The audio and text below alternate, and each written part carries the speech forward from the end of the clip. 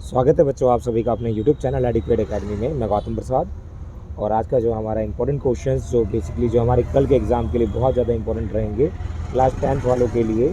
और हमारे जो पर्टिकुलर जो हमारा civics, politics, economics and geography से कौन कौन से क्वेश्चन इंपॉर्टेंट हैं बच्चों 10th वालों के लिए सोशल स्टडीज़ में, जिसको हम SST भी कहते हैं। तो सबसे पहले हम बात करेंगे बच्चों सीधा क्लियर कट टू बात जो हमारे एग्ज़ाम में आने वाले हैं क्वेश्चन, उसके कौन कौन से क्वेश्चन वेटेज ऑफ क्वेश्चन है 5 मार्क्स के, तो वो चीज़ हम बताएंगे आपको। सबसे पहला बच्चों हमारा पॉलिटिकल साइंस में हमारा जो 5 नंबर के क्वेश्चन में आ सकता है, सबसे पहला है describe the role of political parties. Political parties का क्या रोल होता है, पॉलिटिकल पार्टीज़ क्या करती है। पॉलिटिकल पार्टीज़ के कंटेस्ट द इलेक्शन लड़ती है, फिर गवर्नमेंट बनाती है, वो पॉलिसीज़ तैयार करती है, लॉ एंड मेंटेन तैयार करती है। ये एक मेन क्वेश्चन है जो कि आ सकता है आपका। सेकंड क्वेश्चन है बच्चों क्या, describe the necessity of the utility of political parties and the democratic countries. Democratic countries के लिए नेसेसिटी क्या है, पॉलिटिकल पार्टी डेमोक्रेटिक में एक बहुत बड़ा रोल होता है पॉलिटिकल पार्टी का, वो आपको डिस्क्राइब करना है। देन है आपका बच्चों question number 3, what do you understand by party systems, right it's the one merit and D merit. तो बाय पार्टी सिस्टम मतलब मल्टीपल पार्टी सिस्टम जो होता है हम उसे कहते हैं, जिसमें कि हमारी बहुत सारी पार्टियों, जैसे कि ये हमारे इंडिया में है और इसके मेरिट और डीमेरिट दोनों हैं। तो मेरिट तो सबसे पहले मैं आपको बता दूं कि जैसे कि कोई भी अगर रूलिंग पार्टी है तो रूलिंग पार्टी की जो जितनी भी जो डिसएडवांटेज जो हैं उसके, तो जो उसके जितनी भी जो खामियां हैं, जो उसकी कमजोरियां हैं, वो कौन बताती है हमें, अपोजिशन पार्टी बताती है। तो इसके कोई रीजंस हैं, बहुत सारे आपको लिखने हैं, ठीक है। नेक्स्ट हम चौथा क्वेश्चन बताते हैं, differentiate between the coming together and holding together federation. Coming together and holding जो हमारा क्या है, हमारे इंडिया में इस चीज़ को फॉलो किया गया, coming together and holding together. इसका एग्जांपल देना है आपको, ये हमारा जो पॉलिटिकल सिस्टम में है हमारा आता है फेडरलिज्म में, ये हमारा पार्ट चैप्टर का है। ये आपको बहुत ही वेटेज ऑफ क्वेश्चंस है ये बच्चों। आगे main, what are the main forms of the power sharing in the modern democratic. मतलब मेन फॉर्म्स क्या है पावर शेयरिंग का, तो क्योंकि पावर अगर किसी एक व्यक्ति पर्टिकुलर पर्सन के पास रहेगी तो वो और ज़्यादा मोस्ट पावरफुल हो जाएगा, इसीलिए पावर को शेयर किया गया है। तो इसीलिए हम बोलते हैं power sharing is the most desirable in modern time periods. तो इसे हॉरिजॉन्टल और वर्टिकल में डिवाइड कर दिया गया है। नेक्स्ट क्वेश्चन है बच्चा, why are the democratic government slow at the making of decisions as the compare to the non democratic countries. जो नॉन डेमोक्रेटिक कंट्रीज होते हैं और डेमोक्रेटिक कंट्रीज वो क्यों स्लो लेते हैं, क्योंकि ये जो जितने भी होता है रूल एंड रेगुलेशन डिस्कशंस होता है, डिबेट होता है, बहुत सारी चीज़ें होती है। और नॉन डेमोक्रेटिक में जहाँ पे कि मोनार्ची रूल्स होते हैं वो तुरंत डिसीजन लेते हैं, उनमें सबके देखो डेमोक्रेटिक में सारे सिटीजन्स के बारे में आपको सोचना है, देन उसके बाद you have to maintain any law and anything. Next question, dynastic succession is the one of the most serious challenge before the political party analysis the statement.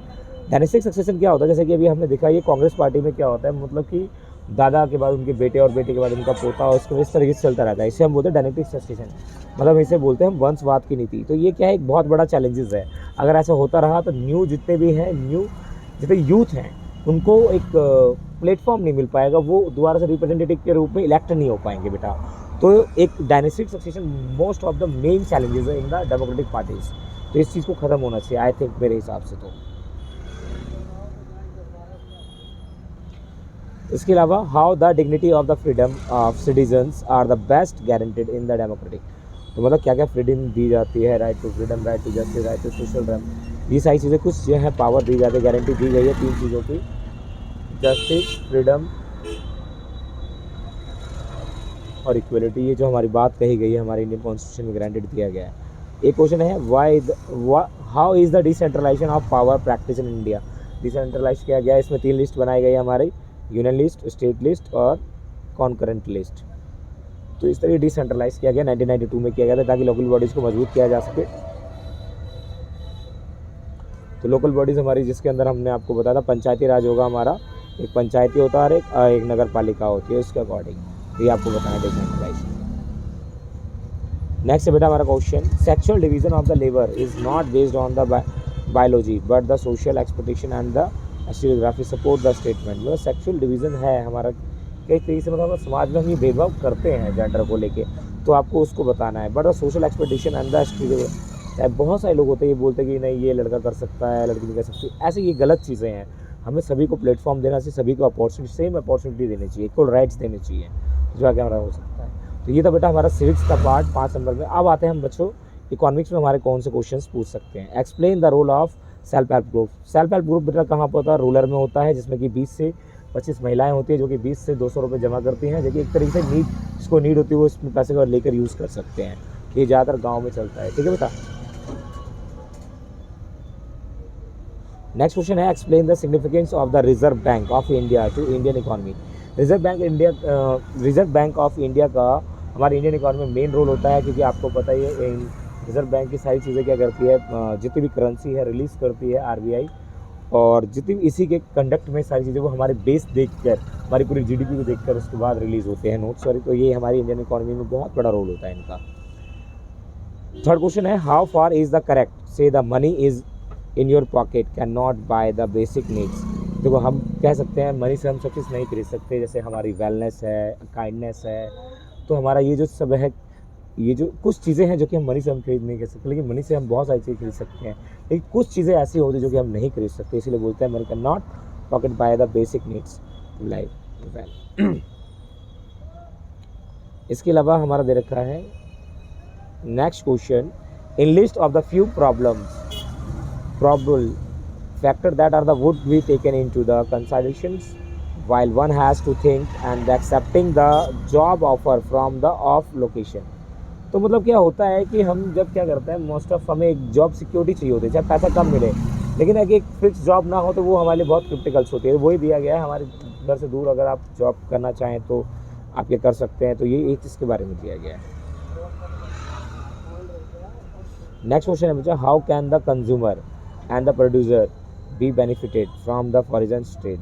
Foreign trade से consumer को और foreign को क्या क्या फ़ायदे होते हैं, क्योंकि क्योंकि हमारे पास बहुत सारे ऑप्शंस आ जाते हैं और हमें कोई भी अफोर्डेबल प्राइस पे हमें उपलब्ध हो जाता है, इससे प्रोड्यूसर को भी फ़ायदा होता है और कंज्यूमर को भी बेनिफिट्स होता है। अब आते हैं, no country can survive without the international trade. भैया जाहिर सी बात है कि हम इंटरनेशनल ट्रेड के बिना हम नहीं सर्वाइव नहीं कर सकते, क्योंकि हमें मोस्ट ऑफ चीज़ें हमें कैसे पता चलेगी ये इस देश में सस्ती है, लेकिन हमारे देश में जो जितनी होगी महंगी वो तो पता चलेगा ही नहीं। इसीलिए इंटरनेशनल ट्रेड का बहुत रोल होता है सर्वाइव। तो कहते हैं इंटरनेशनल ट्रेड, हमारा सामान हमारे देश के अलावा और देश में भी बिके तो वो बहुत अच्छी बात है।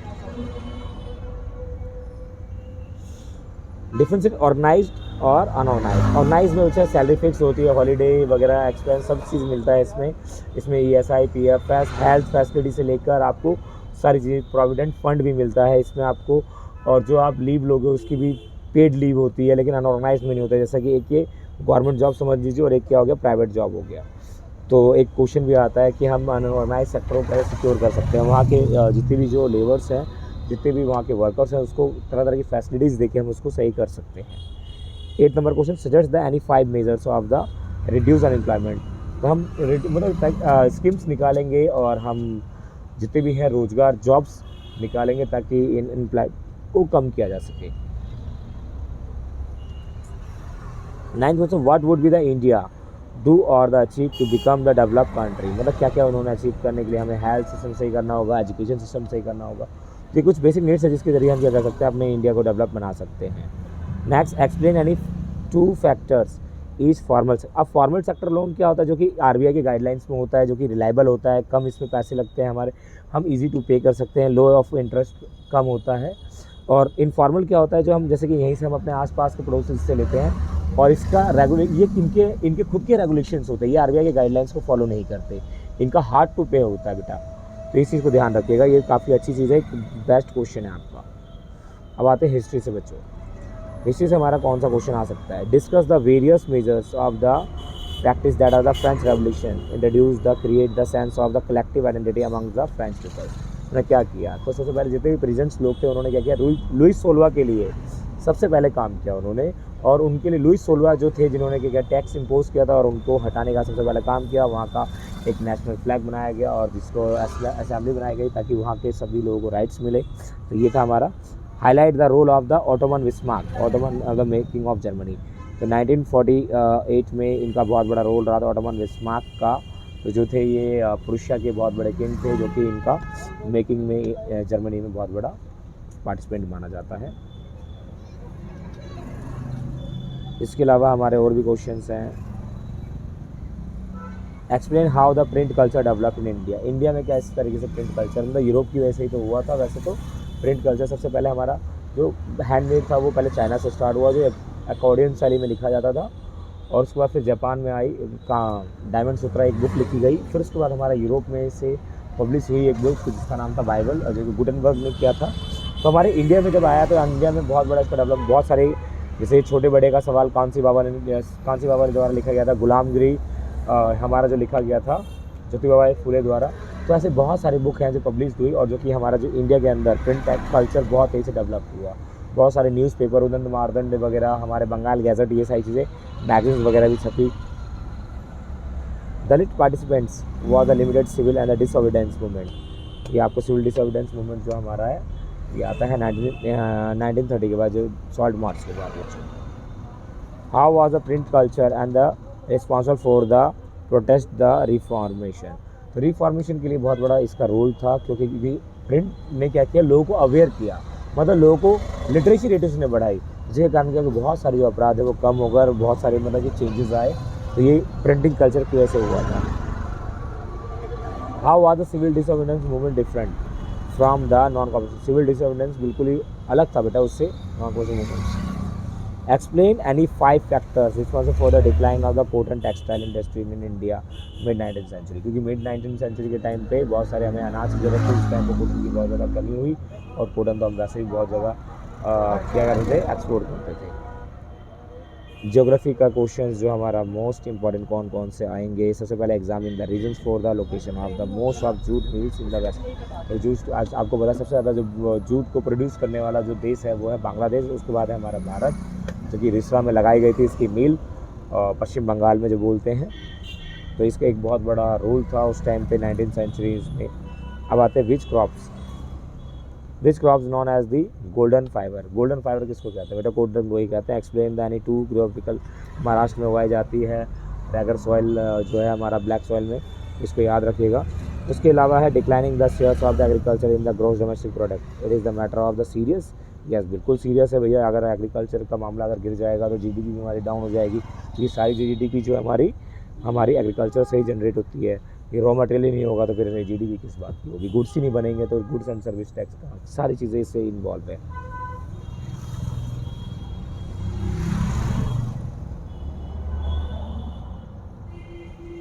What are the resources planning.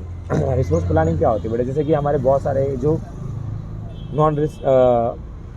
जो रिसाइकलेबल नहीं है, जैसे हम बहुत लिमिटेड है, जैसे कॉयल हो गया, फ्यूल्स हो गया, फॉसिल फ्यूल्स हो गए, इसको हमें क्या करना होगा, रिसोर्स की प्लानिंग करनी होगी। कंजर्व, जैसे वाटर हो गया, रेन वाटर हार्वेस्टिंग करके हम बचा सकते हैं।